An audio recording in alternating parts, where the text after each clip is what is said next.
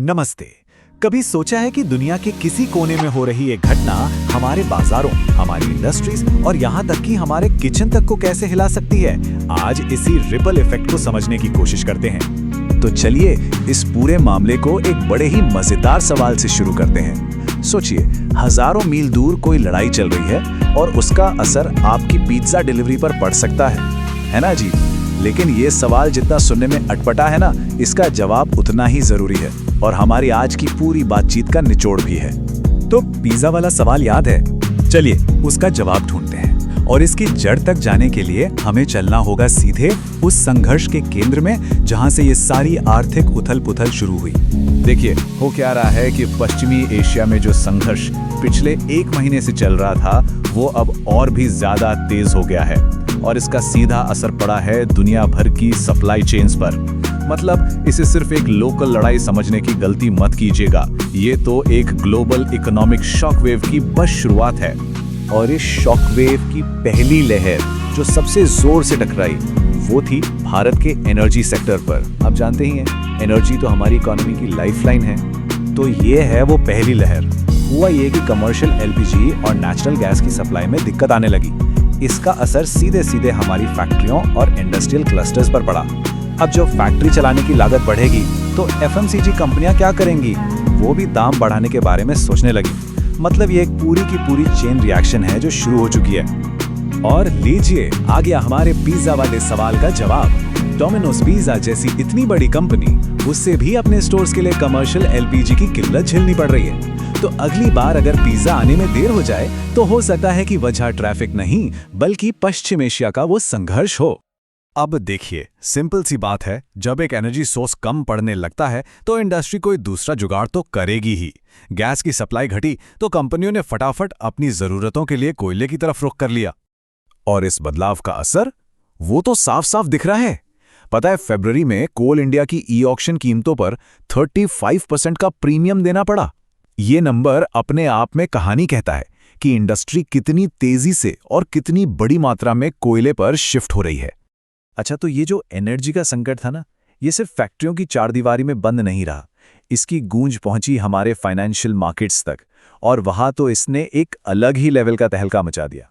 आप जरा मार्केट का हाल सुनिए। बीएसई सेंसेक्स का जो प्राइस टू अर्निंग्स मल्टीपल है, मतलब एक तरह से मार्केट कितना महंगा या सस्ता है, वो गिरकर 20.2x पर आ गया। पता ये कितना कम है? मई 2020 के बाद का सबसे निचला लेवल है ये साफ दिखा रहा है कि विदेशी निवेशक अपना पैसा निकाल रहे हैं और बाजार में एक बेचैनी का माहौल है। और ये गिरावट कोई धीरे धीरे नहीं आई। जरा ये देखिए, दिसंबर के आखिर में पी मल्टीपल था 23.5x, फरवरी के आखिर तक ये 22.3x हुआ और 27 मार्च आते आते सीधा 20.2x। मतलब सिर्फ 3 महीने में इतनी बड़ी गिरावट। ये दिखाता है कि मार्केट का मूड कितनी जल्दी और कितनी बुरी तरह से बदला है।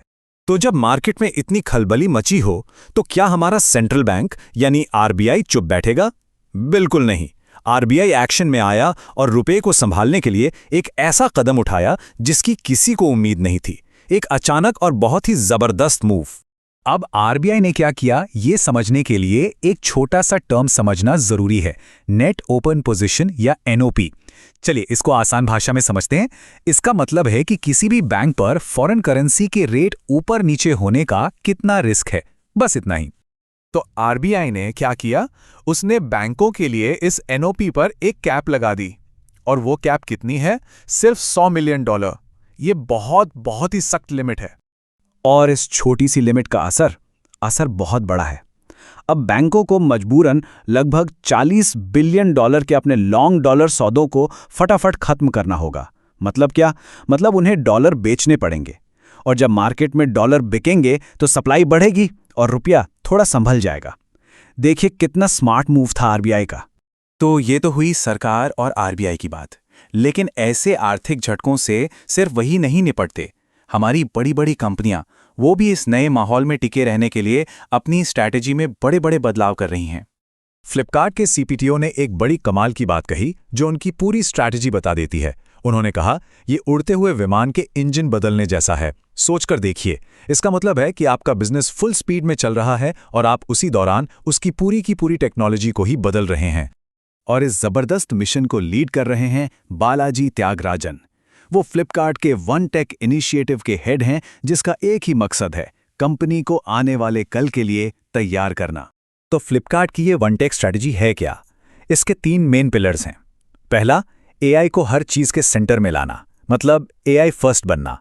दूसरा, अपने सारे पुराने घिसे-पिटे सिस्टम्स को हटाकर मॉडर्न टेक लगाना। और तीसरा, गवर्नेंस को इतना मजबूत करना कि जब भी आईपीओ लाने का मौका मिले, कंपनी पूरी तरह से तैयार हो।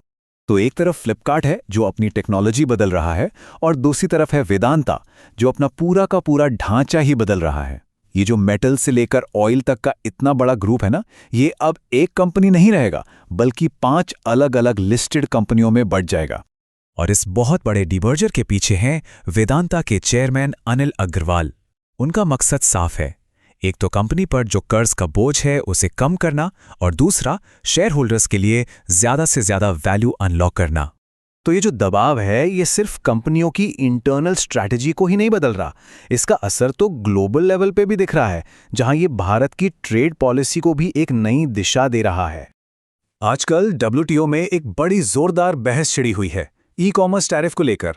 एक तरफ हैं अमेरिका जैसे डेवलप्ड देश जो चाहते हैं कि इस पे लगा बैन परमानेंट हो जाए ताकि उनके बिजनेस को एक निश्चितता मिले, और दूसरी तरफ हैं भारत जैसे डेवलपिंग देश जो इस परमानेंट बैन के सख्त खिलाफ हैं। क्यों? क्योंकि इससे उनकी पॉलिसी बनाने की आज़ादी छीन जाएगी और रेवेन्यू का भी बड़ा नुकसान होगा। तो इन सारी बातों के बाद एक बड़ा सवाल हमारे सामने आके खड़ा होता है।